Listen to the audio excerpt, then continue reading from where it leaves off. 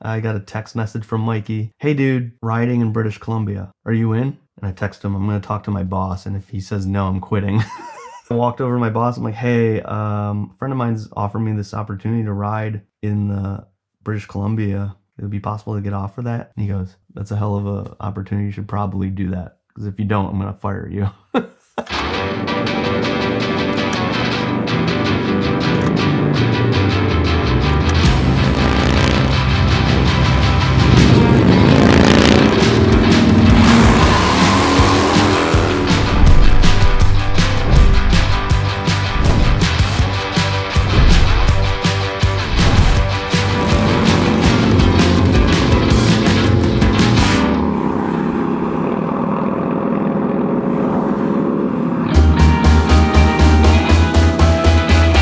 Welcome to northern British Columbia and the soon-to-be-famous Route 16. Just over 600 miles running through the heart of BC. Mountains, lakes, prairies, rivers, hell, there might even be a volcano for all I know. One thing's for certain, Route 16 is world-class, and with our crew of riders on their way, we're all in for something special. The group set off from the east coast of the US of A, with the sole purpose of experiencing what Route 16 has to offer. Their first stop, Prince George, British Columbia, smack dab in the middle of the province. From here, the crew will journey west, ultimately making their way to the mighty Pacific Ocean. It's a hell of a ride, with plenty to see and do along the way.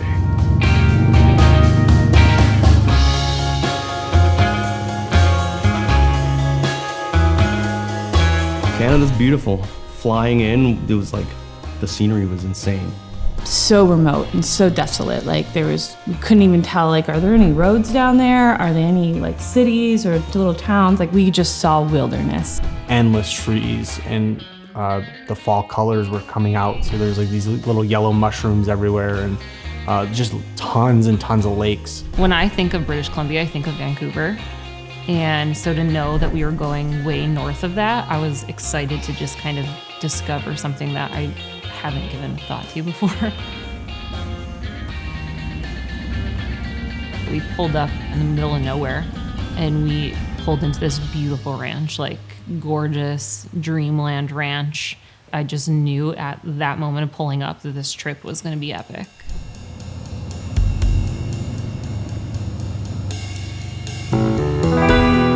I guess now is as good a time as any to introduce the crew.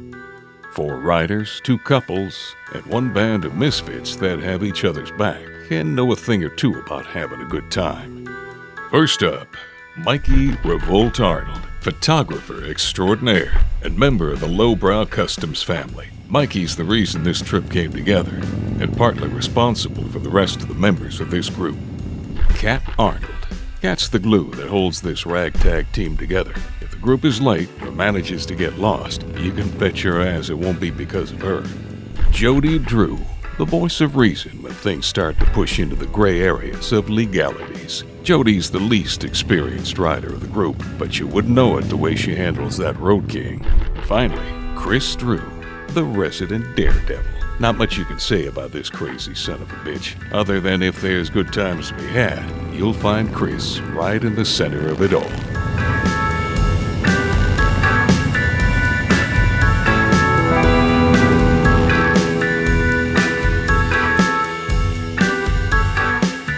The guys kept telling me that we're going to a rainforest, and I honestly didn't believe them. But then we walked up the first path, and it was like mind-blowing that was in northern British Columbia. You know, the guys were joking that it was like scenes out of Jurassic Park, and it did kind of feel that way. Like, those trees are massive. And I don't even understand how they're still standing, like 1,000 years. That's crazy. And it just seemed like I was in a prehistoric time and we were the only people there.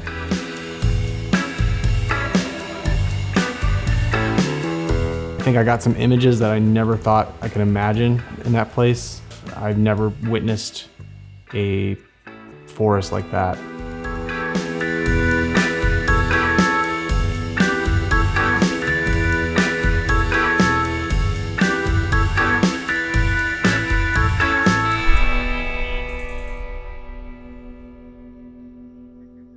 First off, you guys call it a highway, and I find it very hilarious because our highways are like 4 or 5 lanes deep each way. To us, the highway is an 8-lane traffic, like crazy big tractor trailers flying past you. And out here, it's like you're paying attention to the road and the scenery, and that's it. The entire Route 16 is mind-blowing. It's a good feeling.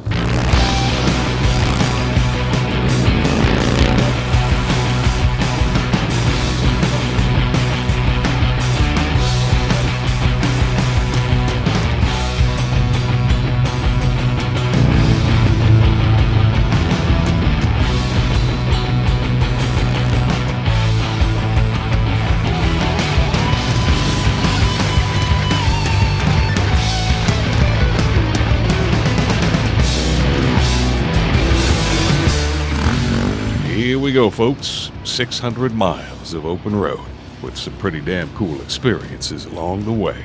If I had to guess, it'd be that the group isn't really sure what they're in for, but if you ask them, that might just be the best part.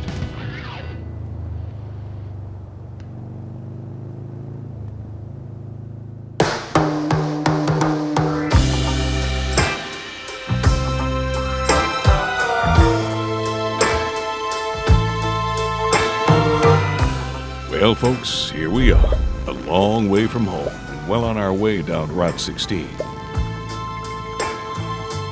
All the comforts from home are long gone at this point, but that's okay. Being out of your comfort zone is something we can all appreciate on a motorcycle trip. It's how we grow, even if it means being a little unsure of things from time to time.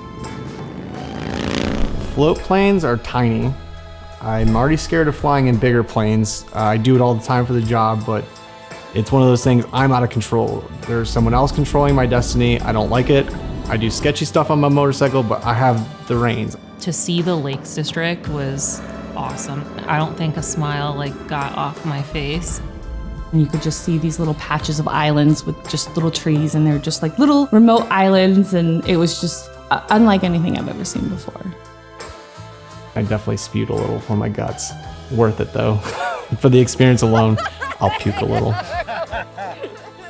One thing about this crew I've noticed is an appreciation for all things horsepower.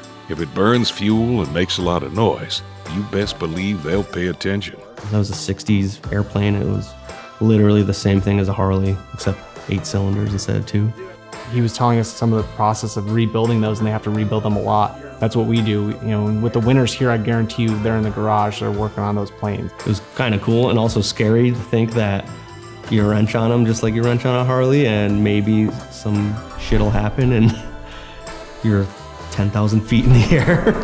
That's really scary. I try not to think about that.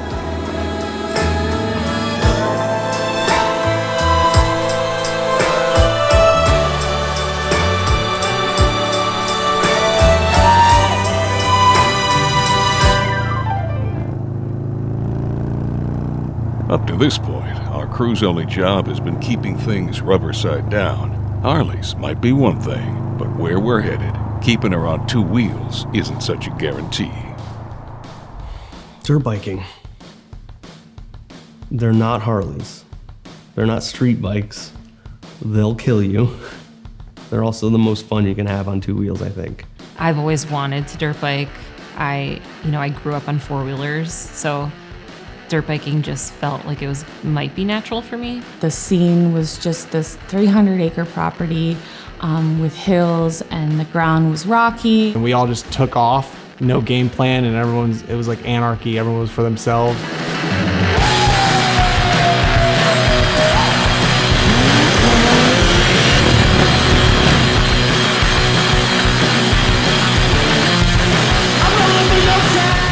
Chris was a bat out of hell. He was right at home right away. I almost killed myself twice. I don't want one. For that reason, because it's just easy to go balls to the wall.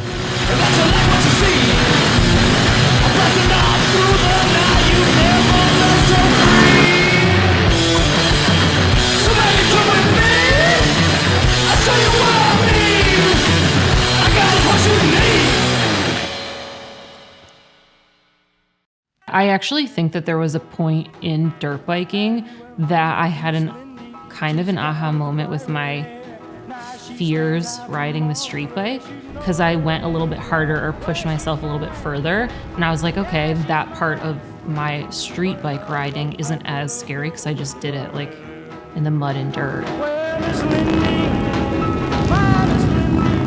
There's something about twisting the throttle you just can't beat. And with that, you grow in ways only a rider could understand. That don't matter if it's a dirt bike or a fully custom panhead, shovel head, hell, even a waffle head for all I care. You're a new person at the end of every ride. Another guarantee of any good motorcycle trip is you can always find solace in a local. Smokin' Sam's been running his shop for damn near 15 years, and one thing he knows is that a fresh tire's only as good as the feeling you get from burning the old one off.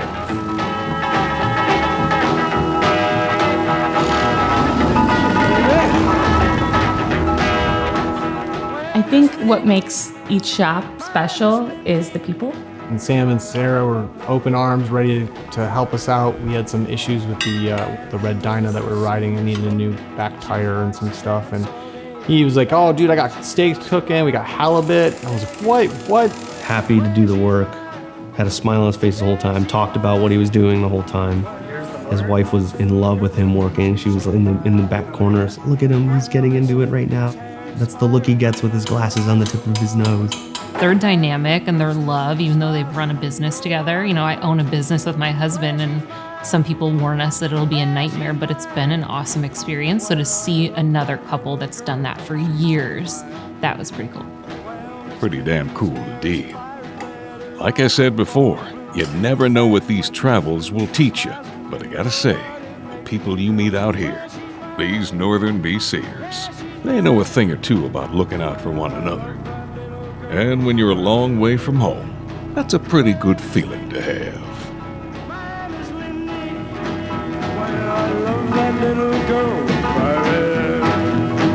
Well, Miss Lindy, my Miss Lindy, she's my Lindy, my only Lindy. Well, I love that little girl very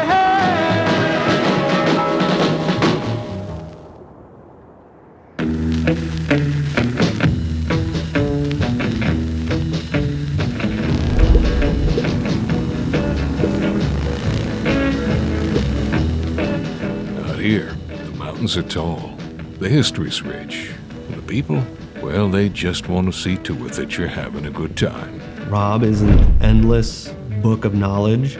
We were warned that he was a walking encyclopedia. Crocodile Dundee of Canada. He was like part tour guide, part comedian. I've been on boats before, but I never knew what to expect when it came into a jet boat. And that thing cruises, man. We were doing 60 kilometers an hour. We went through some like canyon areas that scared the shit out of me, and he was showing off. He was showing his skills, and I was like, this dude rules. I mean, he was doing some serious turns. We went through maybe a 12-foot wide little canyon, sideways somehow. You don't really see much on either side, and Rob just pulls over and we start walking out up this hill, like climbing rocks and trees, and then we wind up at this abandoned airstrip just to have the mountains around you, and then the forest, and then just that wide open field. It was just so cool.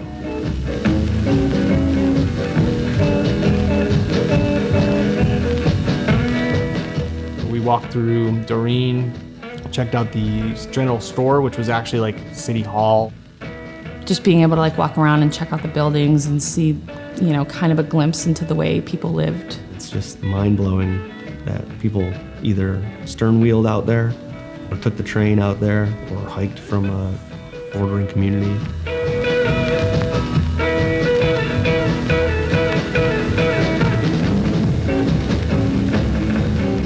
When we were told what we were doing on this trip, I thought it was all bullshit. You know, rainforest, lava beds from a volcano. I heard what I was being told, but I didn't actually believe it. So when we first rode through those lava beds, I honestly felt like I was on a different planet. It's like riding a motorcycle on Mars, you know? Like, it's just crazy, and that's what it felt like. The lava beds were insane to me. It's miles of just broken rock. When you go to Bonneville, it's a strange place. It's just white forever. This was rocks of lava, just black and gray, and had moss on it just forever. And the roads, they're super open and wide. It was probably one of the funnest days, and the skies were just super big that day, so it was a lot of fun. When you start to make your way up this valley, you begin to get a sense that perhaps there's more to learn from this life. Maybe it's the mountains or the mighty Ness River. But if I had to guess, it might just be the people. The Niska have lived in this valley for tens of thousands of years, so you could say they might have a thing or two to teach us all. Calvin is a master wood carver. That guy is very passionate about what he does. You can't create a business on taking in people's personal information and stories and create art for it and just expect a paycheck. Like, that is something serious, that you're holding on to all this information and people are trusting you with it and you're turning it into artwork for them. You could tell he has so much passion about what he does and his craft and his culture and the community. And I really, really related to that and kind of my life and what motorcycling does for me as a passion, and how I wouldn't appreciate it if I didn't go through all those hard things or all those bad days. He took patience and time to really methodically design what he did and then lay it out on wood and then carve it, and it takes months, sometimes years for some pieces. It's hand in hand with motorcycles.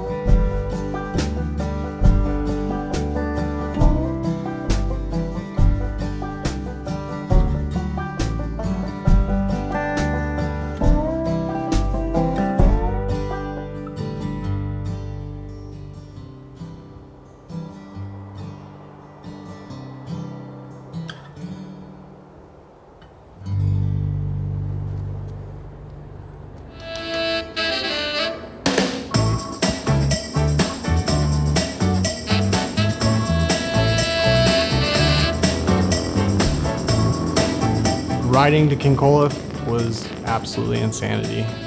It's just mind-blowing. The curves, I could have carved those all day long. The most beautiful ride I've ever been on in my life. I was literally like screaming at the top of my lungs in my helmet.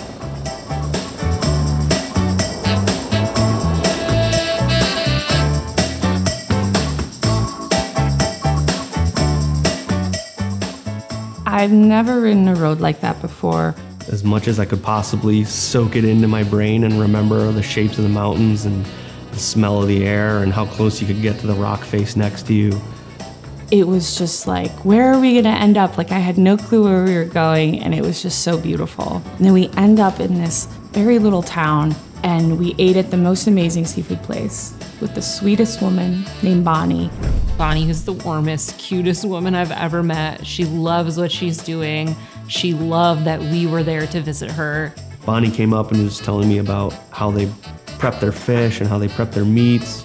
And she said something about sea lion. And I asked her, do you have any sea lion here? And she says, oh, yes. So I asked her, can we get some? She says, yeah, oh, yeah. But she went inside and she cooked it up and brought it out, this huge bowl of sea lion body, smoked sea lion in like a broth. We start eating it, it's a delicacy of awesomeness. And then she brought out the flippers, and it's just basically blubber, fat. And that was a little bit tough to swallow. She said that was the rare delicacy, and I could see why. It tastes like you're trying to swallow your own tongue. So I would not recommend the flipper of the sea lion, but the rest of the sea lion is very good. I don't care if you're building a custom Sportster, carving a mask, or cooking a meal for new friends. If you're passionate about what you're doing, and passionate about the place you're doing it in, well, if you ask me, that's about the best damn feeling you could ask for. And maybe that's what makes this place one for the books.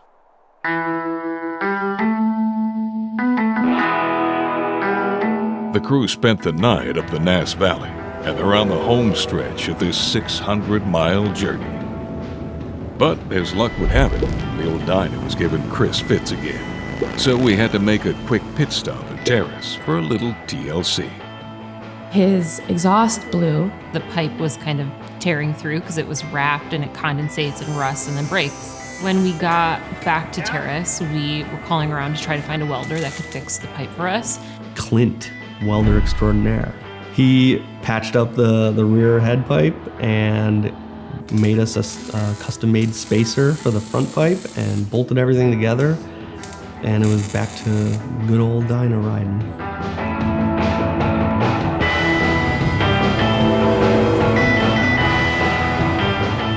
The ride from Terrace to Rupert, views for days. It was another one of those moments where like a tear down my, face in my helmet while riding.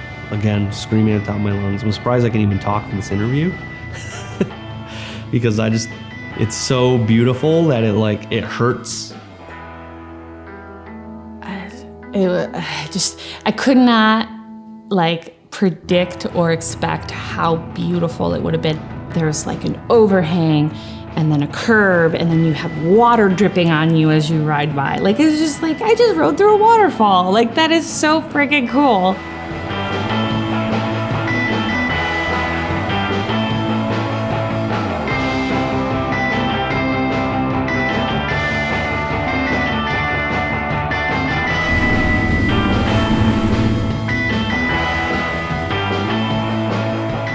When we pulled up to the cannery, I had no idea what to expect, and it was absolutely stunning. Again, another one of those places that's super rich in history.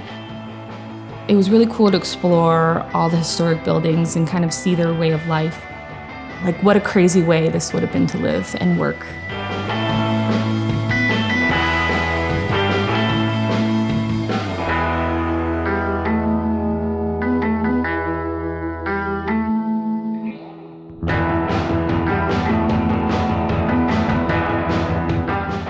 Getting to that last destination, farthest part of the west you can go, because there's a pier and that's it. Literally there's a yellow bar, and if you went any farther, you'd fall in and hang out with the seals. And it was unreal, an insane cap to our ride. We made it, and it's the ride was worth it. And I was just so excited. I jumped on my bike and just pinned it.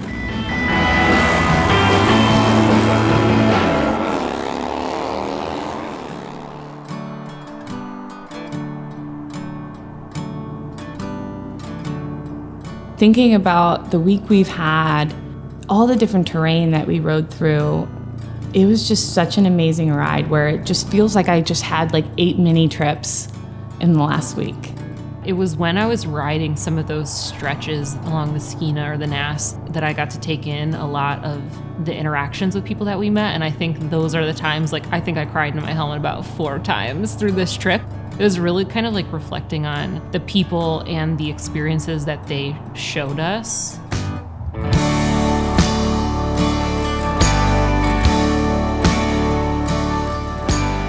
There was so much land and space to enjoy or to share with nature that I feel like that calmingness and peacefulness is really kind of intertwined with everybody. Every person I passed on the highway, going 60 even, people are driving by and waving. That doesn't happen ever where I've come from. I've never felt so welcomed before in a strange place. And here we are, coming in all, dirty and all in black, and we're probably a little intimidating and a little scary, but everyone welcomed us with open arms, and that was a really good feeling.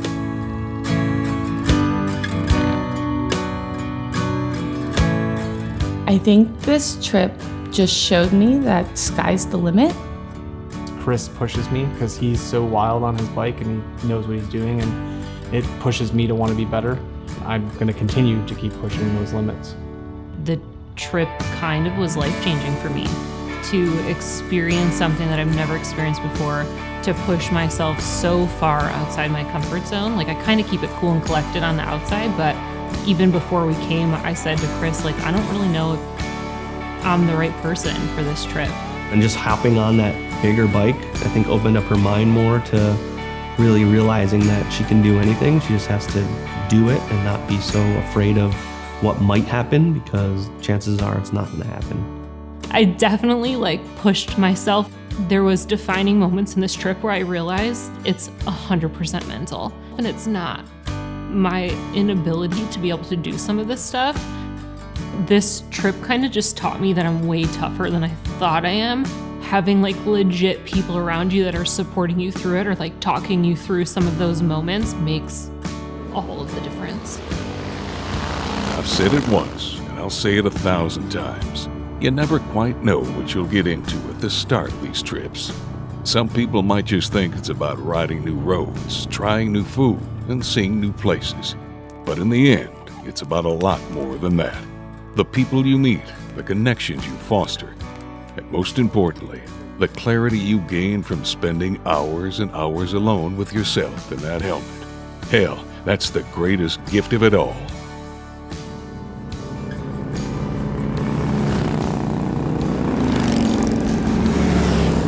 See you soon on Route 16. With the edge of the Mojave curling up into the fire, the highways of black snake tobacco, which I ride, I can feel the city breathing out over the ride, but the end is out, the just think the dream about to die, with the final mile stretched out, needle met the dash, I ran hard upon a promise, but I couldn't make it.